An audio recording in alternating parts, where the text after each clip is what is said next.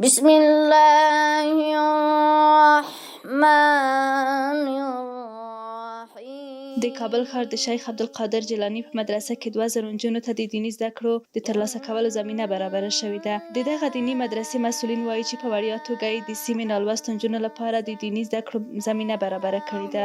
فی لیلة القدر وما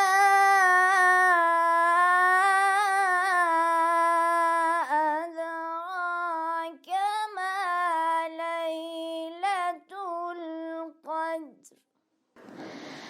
ليلة القدر خير من 1000 شهر. تنزل الملائكة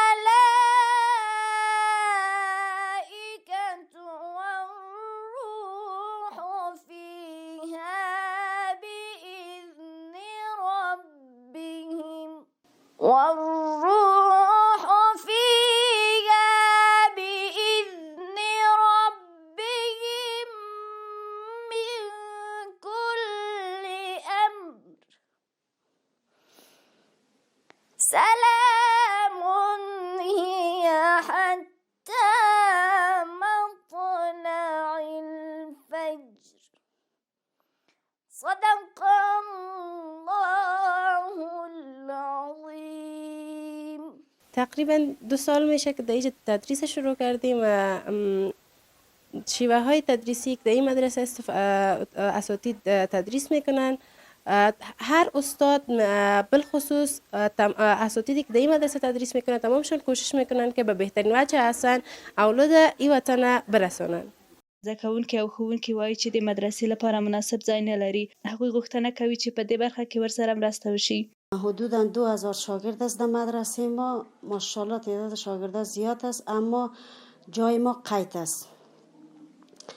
دیگه از حکومت خواهش ما امی است اگر میتونه کمک کنه در حصه جا بر ما، چون جای ما قید است و مؤسس مدرسه ما الله از پیششان راضی باشه. اینا در حد توان خود اما قدر که الله برشان کمک کرده اینا به خاطر مدرسه ما کمک کردن که جا باشه. اما چون به مرور زمان تعداد مراجعین، تعداد شاگردا بیشتر شده میره، زیاد شده میره، روزانه ما کم از کم 10 نفر یا 8 نفر 15 نفر ما ثبت نام میکنیم و این خاطر جای ما هم قید است، نمیتونیم کنیم.